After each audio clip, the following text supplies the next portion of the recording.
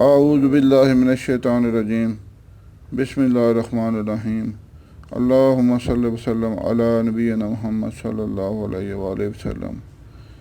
السلام علیکم ورحمۃ اللہ وبرکاتہ۔ امید ہے آپ سب بخیریت ہوں گے۔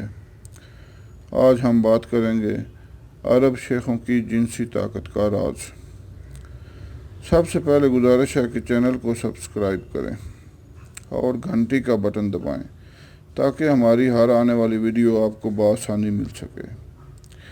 لائک اور شیئر کریں تاکہ دوسرے لوگ بھی فائدہ اٹھائیں۔ شیئر کرنے میں بخل نہ کیا کریں، اس سے لوگ فائدہ اٹھائیں گے اور آپ کے لیے صدقہ جاریہ بنے گا۔ برصغیر پاک و ہند میں زیادہ تر آبادی غریب اور متوسط طبقہ کے لوگوں کی ہے، جو کہ زیادہ تر غذائی قلت کا شکار ہوتے ہیں، جس سے جسمانی کمزوری اور طرح طرح کے عوارضات پیدا ہوتے ہیں۔ اوائل عمری میں ہی شادیاں ہو جاتی ہیں اور کثرت جماع اور کثرت اولاد سے چند ہی سالوں میں اپنی صحت کی جمع پونجی کھو کر بیٹھ جاتے ہیں اور مختلف بیماریوں کا شکار ہو کر چند ہی سالوں میں موت کی آغوش میں پہنچ جاتے ہیں۔ اس ضمن میں گزارش ہے کہ متوازن غذا کا استعمال روزمرہ زندگی میں بہت ضروری ہے، خصوصاً جنسی طاقت کے لیے بھی بہت ضروری ہے۔ روزانہ کی بنیاد پر گوشت، مچھلی، فروٹ، انڈے وغیرہ کو اپنی غذا کا لازمی حصہ بنائیں۔ شہد خالص کا استعمال کریں اور روزانہ رات کو سوتے وقت 1 گلاس دودھ کا استعمال کریں۔ بازاری کھانوں کا استعمال ترک کر کے گھر کے صاف ستھرے کھانے استعمال کریں، کیونکہ گھر میں جو صفائی کا معیار ہوتا ہے وہ بازار میں ممکن ہی نہیں ہے۔ بازار کے ٹھیلے اور ڈھابے والے کبھی بھی سبزیوں یا گوشت وغیرہ کو دھونے کی زحمت نہیں کرتے۔ متوازن غذا کی ایک مثال آپ کے گوش گزار کرتا ہوں۔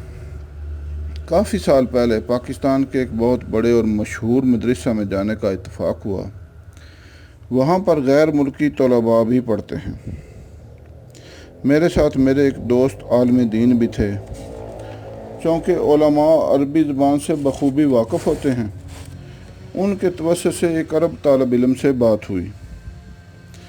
بات چیت کے دوران متوازن غذا کا موضوع زیر گفتگو آیا تو ان عربی طالب علم، جن کا نام اب یاد نہیں رہا، کہنے لگے کہ ادھر آپ کے یہاں پاکستان میں غذا بالکل بھی متوازن نہیں ہے۔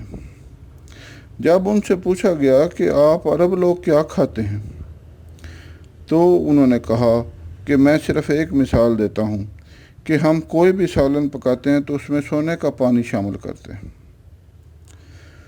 تفصیل پوچھنے پر بتایا کہ سونے کو تیزاب میں پگھلا کر شیشے میں محفوظ کر لیتے ہیں اور ہر سالن میں 5 قطرے ملا لیتے ہیں۔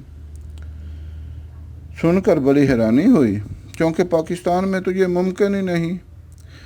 یہاں تو چاہیے کہ ہر بندہ اپنی بساط بھر کوشش کرے کہ اپنی غذا کو اچھے سے اچھا کرے تاکہ بیماریوں سے محفوظ رہ سکے، اور جنسی طاقت کے لیے بھی یہ انتہائی ضروری ہے۔